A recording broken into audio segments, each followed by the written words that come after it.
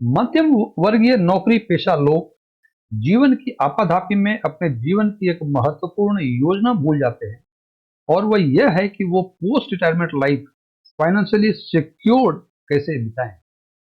आज हम चर्चा करेंगे उन्हीं लोगों के बारे में जिन्होंने अपनी पूरी जिंदगी अपने परिवार की जिम्मेदारी निभाने में बिता दी, और जब रिटायरमेंट की बेला आई, उन्हें पता चला कि उनके पास सेविंग के नाम पर कुछ नहीं है, और वो अपनी पूरी पोस्ट रिटायरमेंट लाइफ केवल उस टर्मिनल बेनिफिट्स पे जो उनको रिटायरमेंट के समय मिलेगी उसी पर गुजारनी होगी। अब सबसे बड़ा सवाल, आज के दिन में हिंदुस्तान में जो लाइफ स्पैन है वो करीब 71 साल के आसपास है, और अगले 10 वर्षों में उम्मीद है 75 और 15 वर्षों में शायद 80 के आसपास हो जाए। और हम सामान्य रूप में मानते हैं कि रिटायरमेंट के बाद यदि किसी को 20 साल और जीना हो, उसको जीना होगा उसी टर्मिनल बेनिफिट्स पे जो कि उन्हें रिटायरमेंट के समय में मिलेगी। और आज हम चर्चा करेंगे उसी बिंदु पर कि वो कौन सा तरीका है कि उस टर्मिनल बेनिफिट्स पे आप अगले 20-25 साल फाइनेंशियली सिक्योर्ड रहें।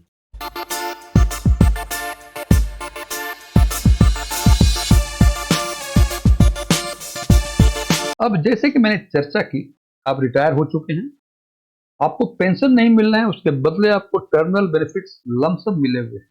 अब आपके सामने समस्या ये है कि ये टर्मिनल बेनिफिट्स जो लमसम मिले हुए हैं, इसको किस एवेन्यूज में, किस इंस्ट्रूमेंट्स में इन्वेस्ट करें सो दैट आपकी बाकी जिंदगी पोस्ट रिटायरमेंट लाइफ सुखी संपन्न ठीक ढंग से फाइनेंशियली बीते।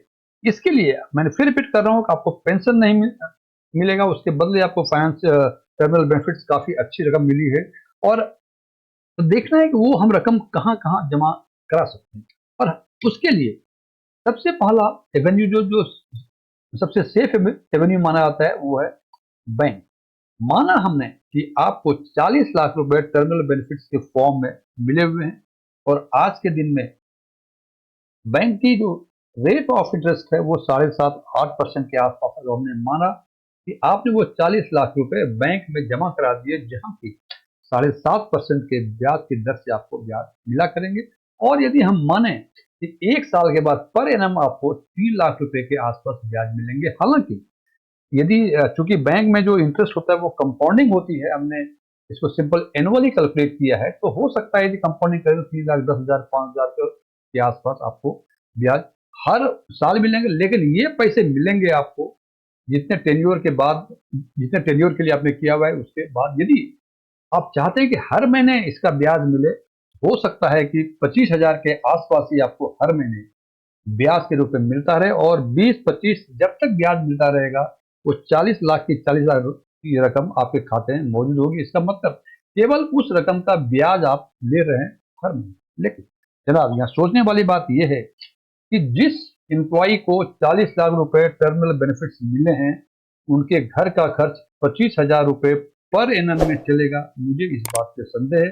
और निश्चित रूप से बिकॉज सीनियर सिटीजन जब होते हैं तो मेडिकल नीड्स बढ़ जाती हैं, कुछ और जिम्मेदारियां बढ़ जाती हैं, सोशल रिस्पॉन्सिबिलिटी जो कि नौकरी के टाइम में शायद हम पूरा ना कर सके, इसलिए निश्चित रूप से हमें 25 हजार रुपए में हमारे हर ये महीने का जो एक्सपेंडिचर है वो पूरा नहीं होगा। अब यदि हम ये मान के चलते हैं कि 25 हजार नहीं, हमें 50 हजार रुपए यदि मुझे मिले हर महीने, तो शायद हमारे घर का खर्च इंक्लूडिंग ऑल सोशल रिस्पॉन्सिबिलिटीज वो पूरी हो जाए।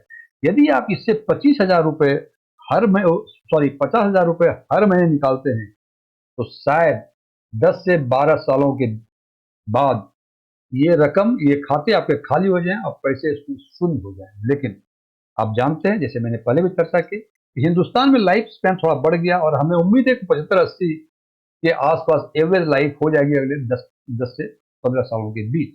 तो अब 10 साल में ही या 11 साल में ही वो पैसे शून्य हो गए, तो बाकी जिंदगी हम क्या करेंगे, जो रिमेनिंग लाइफ है क्या करेंगे, उसके लिए हमें कुछ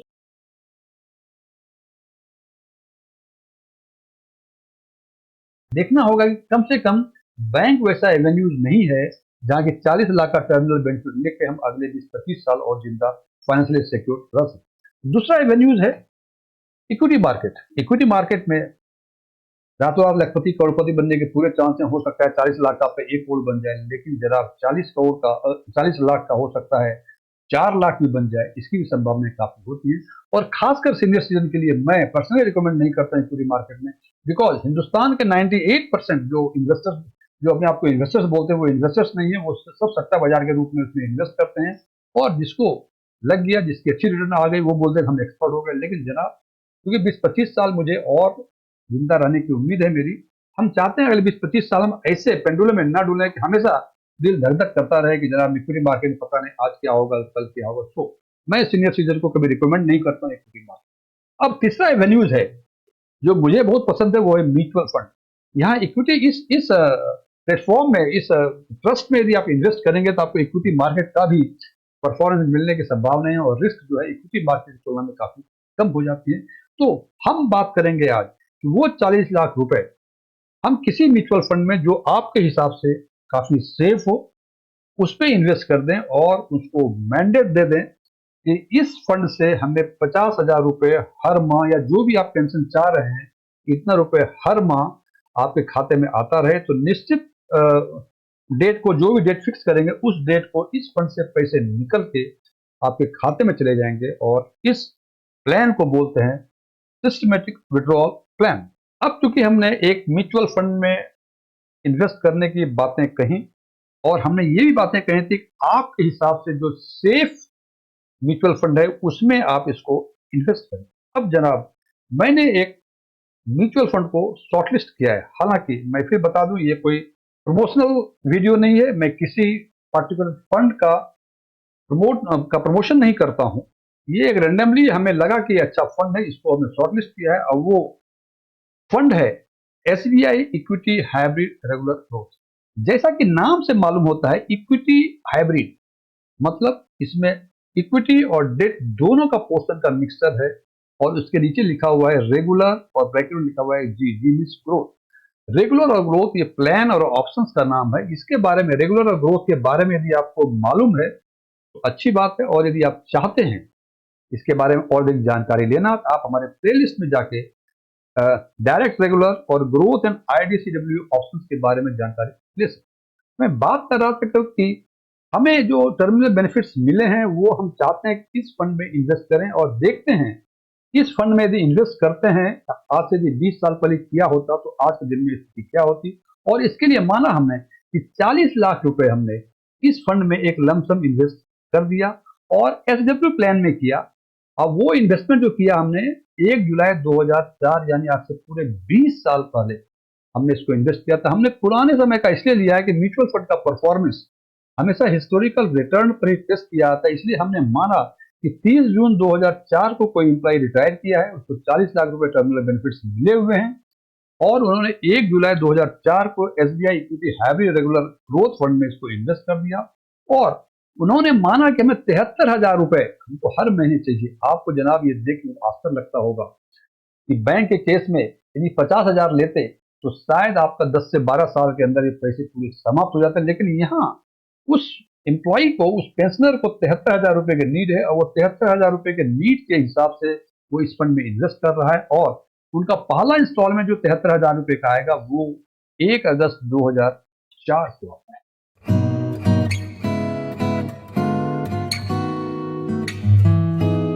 यदि इसके कैश फ्लो की बात करें, कब कितना कैश जाएगा और आएगा, तो हम देखते हैं कि 1/7/2004 को जब हमने परचेज किया 40 लाख रुपए का एसबीआई इक्विटी हाइब्रिड फंड, उनकी एनएवी थी उस टाइम 1 जुलाई 2004 को 12 रुपए 82 पैसे, और टोटल यूनिट जो परचेज की हमने 3,12,012.480 इतने यूनिट्स हमने परचेज कर लिए। अब अब हमने 1 अगस्त 2004 से 73,000 रुपए पर मंथ के हिसाब से हमारे खाते में पैसे आने लगे, आ रहे थे। मैं निश्चिंत था। लेकिन 5 साल के बाद हमें लगा कि देखूं आखिर इस फंड की स्थिति क्या है, कितने क्या बचे हुए हैं। तो हम देखते हैं उसके पूरे 5 साल के बाद, यानी 2 जुलाई 2009 को जब आपको इंस्टॉलमेंट 73,000 का मिल चुका था उस महीने का, तो हमने देखा कि हमारे एसबीआई इक्विटी हाइब्रिड फंड में जो स्टॉक में है 1,53,987.27 यूनिट्स बचे हुए हैं। और उस दिन यूनिट्स की एनएवी थी 40 रुपए 81 पैसे की, और अमाउंट जो बनता था इसके हिसाब से बनता था 62,84,220 रुपये। जनाब, आपने 40,000 रुपये जमा किए आज से 5 साल पहले। 5 साल आपने पूरे 60 महीने जो हैं 73,000 रुपए के हिसाब से आपने पेंशन लिया, और वो पेंशन लेने के बाद भी आप फंड देख रहे हैं उस अकाउंट में, तो वो है 62,84,220 रुपये। आप बहुत प्रसन्न हुए। फिर उसके बाद फिर हमें 5 साल के बाद छठे साल से में फिर अ, हर महीने 73,000 रुपये आने लगे।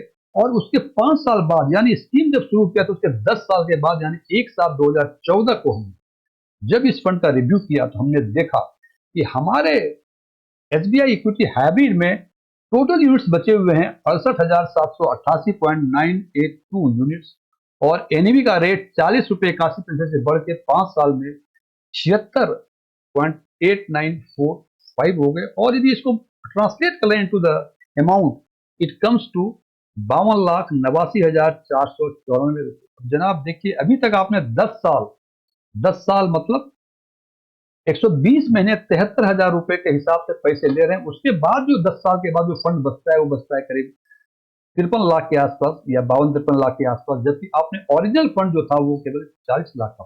अब 15 वर्षों के बाद फिर इस फंड को रिव्यू करने की बातें आई, तो हमने देखा कि उस समय 15 साल के बाद जो टोटल होल्डिंग थी यूनिट्स की इस फंड में वो थी 27,875 रुपये 21 पैसे, और एनएवी 76 रुपये 8945 से बढ़ के अगले 5 सालों में ये 138.2709 हो गया। और जब इसको ट्रांसलेट किया हमने अमाउंट में, इट कम्स टू 38,54,330। ये 15 साल में लगातार हर महीने आपने 73,000 रुपये प्रति माह के हिसाब से पेंशन ली। इसके बाद भी आपके फंड में 38,54,330 रुपये बचे हुए हैं। और फिर 20 साल जब पूरे हुए, मीन्स 1 जुलाई 2024 को जब आपने पेंशन ले लिया 73,000, फिर जब स्टेटस का रिव्यू करते हैं तो हम देखते हैं कि अभी भी उस स्टॉक में 3,622.544 यूनिट्स इस फंड के बचे हुए हैं। और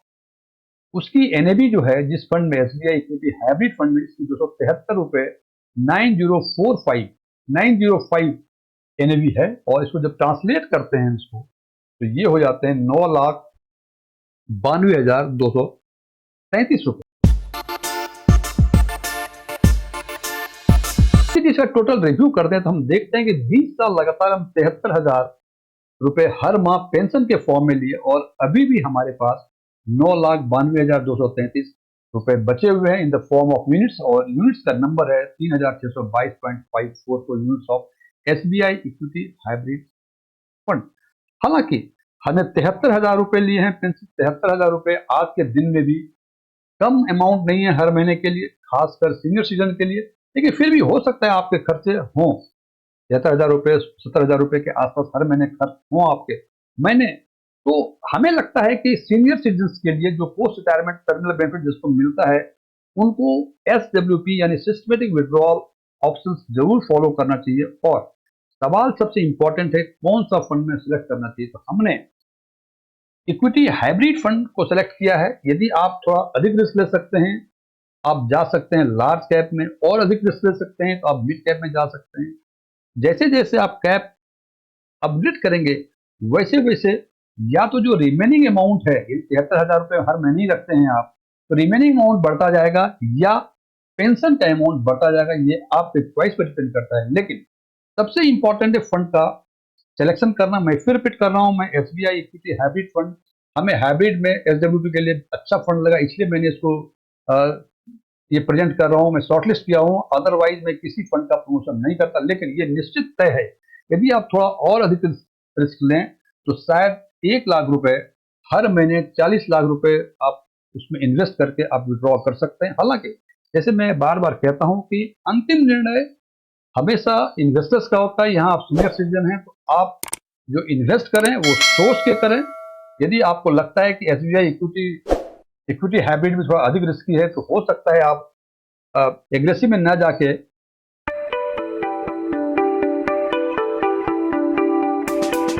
कंजर्वेटिव हाइब्रिड में आप इन्वेस्ट कर सकते हैं। उसमें होगा क्या कि आपको जो 73,000 रुपए यहाँ मिल रहे हैं पेंशन, वो 73,000 रुपए से कम मिलेंगे।